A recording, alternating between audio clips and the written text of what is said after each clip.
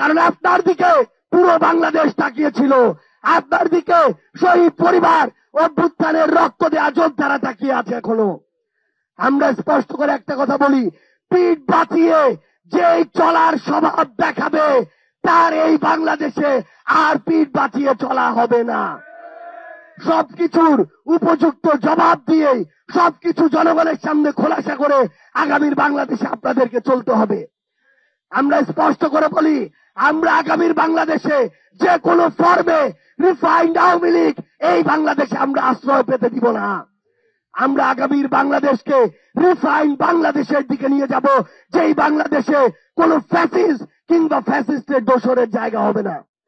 আমরা আপনাদেরকে স্পষ্ট করে বলি, আগামীর বাংলাদেশের নির্বাচন থেকে শুরু করে প্রত্যেকটি গুরুত্বপূর্ণ সিদ্ধান্ত, প্রত্যেকটি রাজনৈতিক দলের মত যদি জনগণের বিপক্ষে যায়, তাহলে জাতীয় নাগরিক পার্টি এনসিপি রাজনৈতিকভাবে রাজপথে গিয়ে তার প্রত্যেকটি জবাব দিবে। সে পর্যন্ত আপনারা সবাই এই বাংলাদেশ পন্থার পক্ষে থাকবেন, জনগণের পক্ষে থাকবেন, বিপ্লবের পক্ষে থাকবেন। ইনকিলাব জিন্দাবাদ, জাতীয় নাগরিক পার্টি এনসিপি জিন্দাবাদ।